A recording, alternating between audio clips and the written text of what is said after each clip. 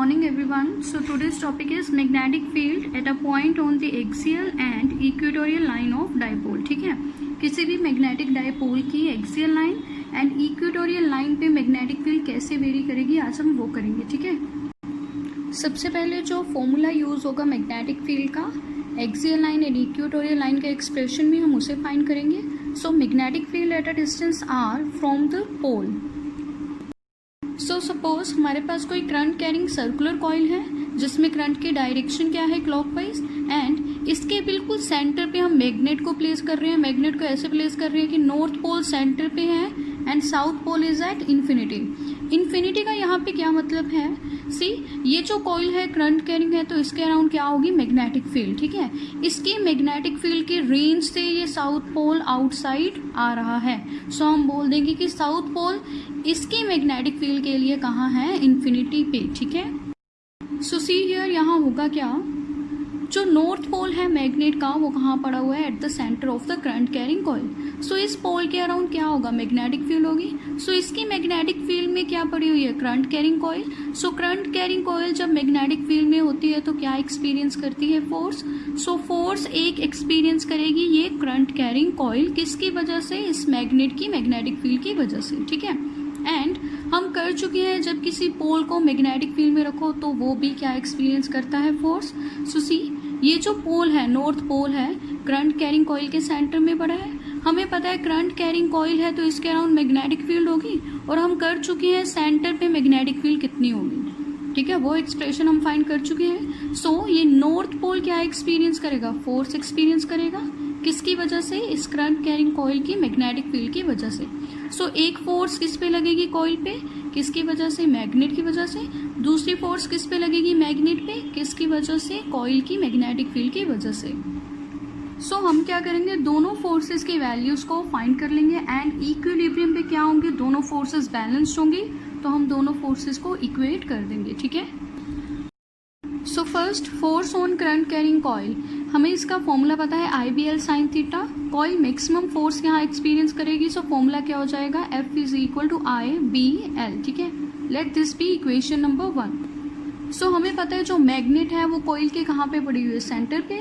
So as we know at the centre of the coil जो magnetic field होती है वो कितनी होती है, μ0I/2R. ये हम कर चुके हैं बायो सेवर्ट्स की एप्लीकेशन में. So B is equal to μ0I/2R. अब हम क्या करेंगे, इस इक्वेशन को रीराइट करेंगे. ठीक है, इस इक्वेशन के साथ हम मल्टीप्लाई एंड डिवाइड करेंगे 2πr. So multiplying and dividing by 2πr, जो इक्वेशन थी हमारी μ0I/2R, इसे हम मल्टीप्लाई कर रहे हैं 2πr से एंड डिवाइड कर रहे हैं 2πr से. सो ये इक्वेशन क्या बन जाएगी, B is equal to μ0 2πr into I by, ये क्या हो जाएगा 4πr². ठीक है, सिंस जो कॉइल है वो सर्कुलर है तो उस कॉइल की लेंथ क्या होगी, 2πr. So L is equal to 2πr. वो क्या होता है, circumference of the circle. So हम यहाँ 2πr को रिप्लेस करेंगे L से. So B is equal to μ0 Li/4πr². ठीक है, इस 2πr को हम रिप्लेस कर रहे हैं L से. Hence force experienced by magnetic pole, जो मैग्नेटिक पोल कॉइल के सेंटर में पड़ा हुआ है उस पर कितनी फोर्स लगती है, हमें फॉर्मूला पता है, F होता है MB के equal. So M as it is रहने देंगे, B की जो अभी हमने वैल्यू निकाली उसे यहाँ पे पुट कर देंगे. So F is equal to M into μ0 Li/4πr². ठीक है, so let this be equation number 4. ये फोर्स है जो मैग्नेट एक्सपीरियंस करेगा एट द सेंटर, एंड जो इक्वेशन 1 थी वो फोर्स थी जो कॉइल एक्सपीरियंस करेगी. ठीक है, तो एट इक्विलिब्रियम दोनों फोर्सेस क्या होंगी, बैलेंस्ड. सो हम इक्वेट कर देंगे, equating equation 1 and 4. So first equation से ये फोर्स की वैल्यू थी BIL is equal to, fourth equation से ये वैल्यू है, यहाँ पे I एंड L कैंसिल हो जाएंगे. So will get B is equal to μ0 M/4πr², which is the required expression. ये फॉर्मूला हम यूज करेंगे मैग्नेटिक फील्ड का एक्सियल एंड इक्वेटोरियल के एक्सप्रेशन में.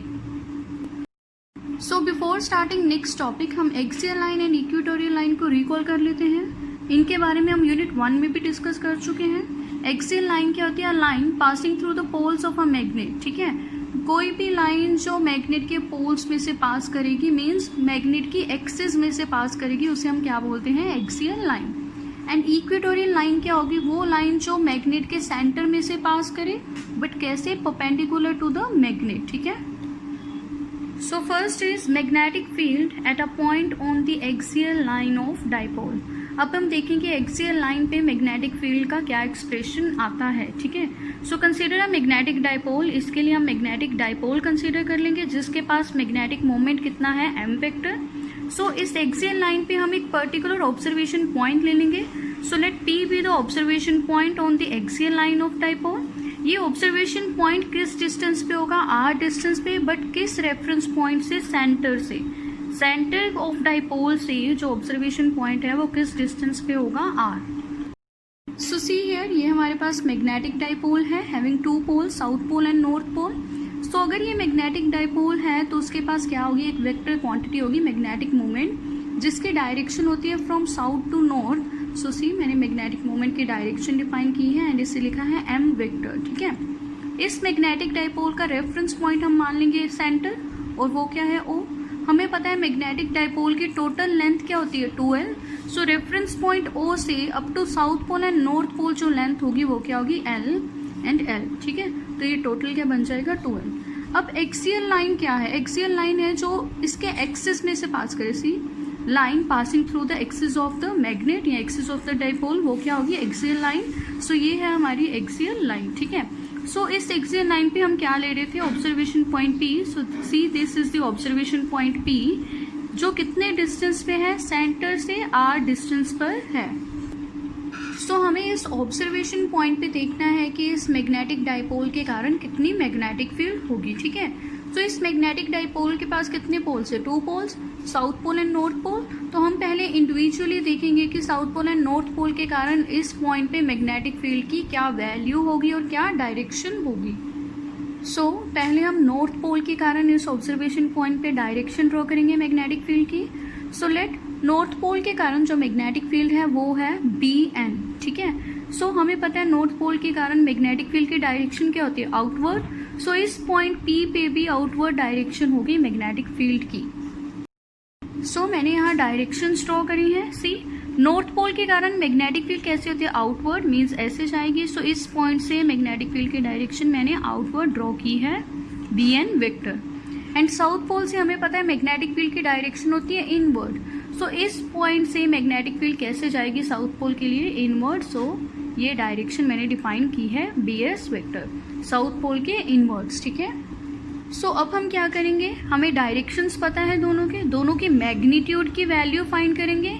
एंड सिंस ये डायरेक्शन ऑपोजिट है तो दोनों को क्या करेंगे, सब्ट्रैक्ट कर देंगे to get total magnetic field. So magnitude of magnetic field at point P due to south pole. South pole के कारण P पॉइंट पे मैग्नेटिक फील्ड का मैग्नीट्यूड क्या होगा।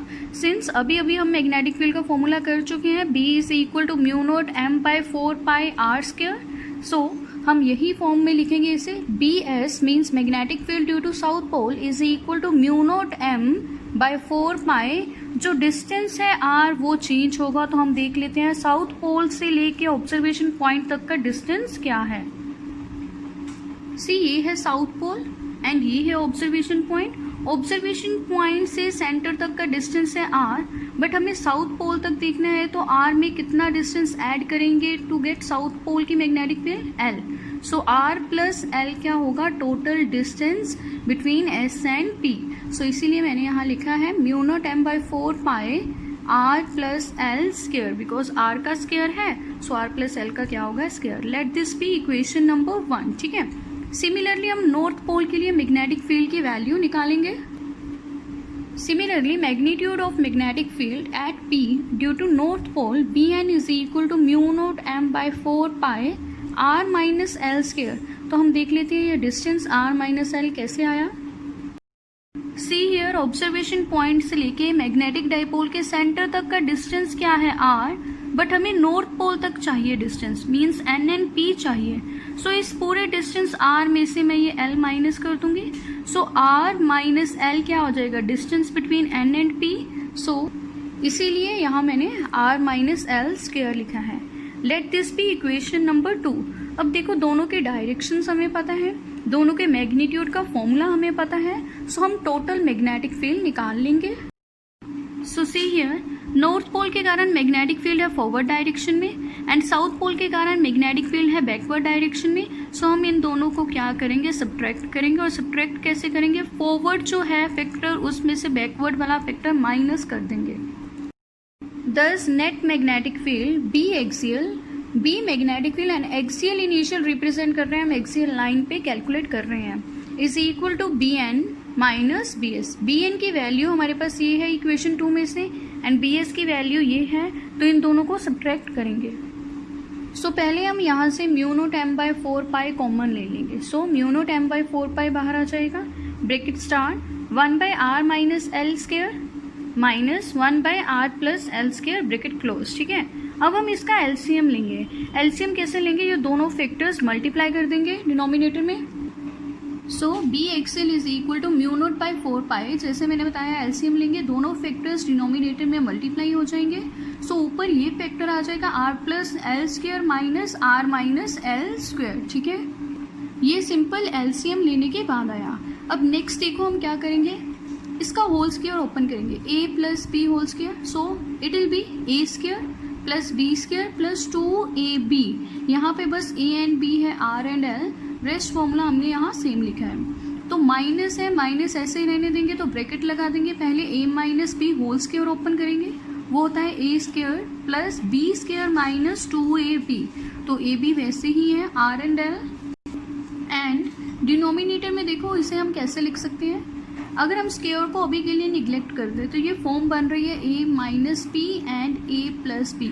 सो A minus B and A plus B किसके equal होता है, A square minus B square. So see मैंने इसे ऐसे ही लिखा है, A square minus B square, और ये जो बाहर स्क्वायर था उसे भी मैंने साथ में लिख दिया है। ठीक है, सो इन नेक्स्ट स्टेप हम क्या करेंगे, ब्रैकेट के बाहर माइनस साइन था तो ये ब्रैकेट ओपन कर देंगे, साइन चेंज हो जाएंगे, रेस्ट सभी फैक्टर सेम रहेंगे। सो यहाँ पे क्या आएगा, minus R square minus L square plus 2rl, sign change हो जाएंगे। ठीक है, अब देखो यहाँ पे ये कैंसिल हो जाएंगे, R square and R square cancel, ये पॉजिटिव का ये नेगेटिव का, सिमिलरली एल स्क्वायर भी कैंसिल। सो हमारे पास क्या बचेगा, 2rl plus 2rl।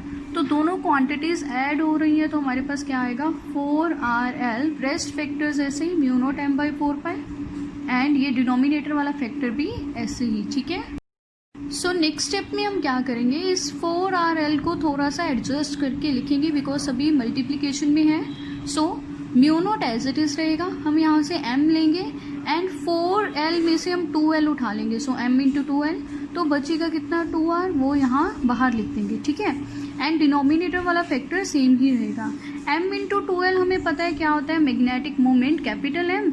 So next step में बी एक्सियल की वैल्यू क्या होगी, म्यू नॉट, इसे हम क्या लिख रहे हैं, m into 2r by 4 pi R square minus L square whole square. ठीक है, सो ये है रिक्वायर्ड एक्सप्रेशन मैग्नेटिक फील्ड के मैग्नीट्यूड का at point P on the axial line of dipole. ठीक है, सो ये तो है मैग्नीट्यूड का expression, but magnetic field vector quantity है। सो अब हम क्या लिखेंगे, डायरेक्शन उसकी डिफाइन करेंगे एंड वेक्टर फॉर्म लिखेंगे। सो सी हियर, हम यहाँ क्या कर रहे थे, बी एन में से बी एस को सब्ट्रैक्ट कर रहे थे, तो इनका आंसर 0 नहीं आया, मीन्स इन दोनों को सब्ट्रैक्ट करने के बाद एक नॉन जीरो वैल्यू आ रही है। मीन्स इस पॉइंट P पे एक नेट मैग्नेटिक फील्ड एग्जिस्ट कर रही है, जिसे हम क्या लिख रहे थे, बी एक्सियल। ठीक है, सिंस इन दोनों के सब्ट्रैक्शन पॉजिटिव आई थी, तो डायरेक्शन क्या होगी, नेट मैग्नेटिक फील्ड की फॉरवर्ड। ठीक है, सो मैंने यहाँ net magnetic field B axial vector की डायरेक्शन ड्रॉ कर दी है, ये डायरेक्शन होगी। ठीक है, ये डायरेक्शन किस एक्सिस के अलोंग है, सी ये जो हमारा एक्सिस होता है, ये कौन सा एक्सिस होता है, एक्स एक्सिस। ठीक है, एंड सेकेंड चीज देखो, मैग्नेटिक मोमेंट की भी ये ही डायरेक्शन है, and net magnetic field at point P की भी ये ही डायरेक्शन है, मीन्स दोनों वेक्टर्स की डायरेक्शन क्या है, सेम। ठीक है, सो सी हियर, इसके वेक्टर फॉर्म हम कैसे लिख रहे हैं, आपने +1 में किया होगा, किसी भी वेक्टर को हम लिख सकते हैं, A vector is equal to magnitude into unit vector. Unit vector क्या डिफाइन करता है, उस वेक्टर की डायरेक्शन। ठीक है, सो यही फॉर्म हम यहाँ यूज करेंगे। हमें बी एक्सियल वेक्टर लिखना है, so B axial vector is equal to उसका मैग्नीट्यूड लेंगे, मैग्नीट्यूड ये था। अब जैसे मैंने डायग्राम में से बताया कि डायरेक्शन क्या है, अलोंग एक्स एक्सिस, सो एक्स एक्सिस के अलोंग यूनिट वेक्टर कौन सा होता है, आई कैप। सो हम मैग्नीट्यूड को मल्टीप्लाई कर देंगे आई कैप से। ठीक है, सो डायरेक्शन क्या है, अलोंग एक्स एक्सिस, ठीक है।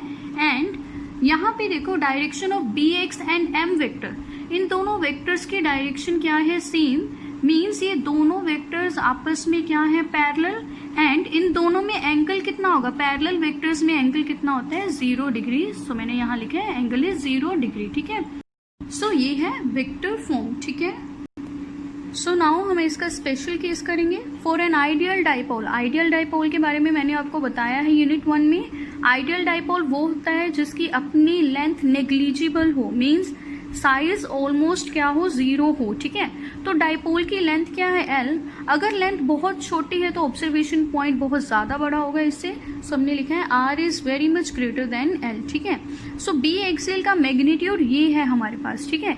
यहाँ से हम क्या करेंगे, L को डिनोमिनेटर में से निग्लेक्ट कर देंगे। इस फैक्टर को जब हम निग्लेक्ट कर देंगे तो क्या बचेगा, म्यू नॉट 2mr बाई 4 पाई, इसे हम निग्लेक्ट कर चुके हैं, r स्क्वायर और बाहर स्क्वायर भी है, सो r4 आ जाएगा, ठीक है।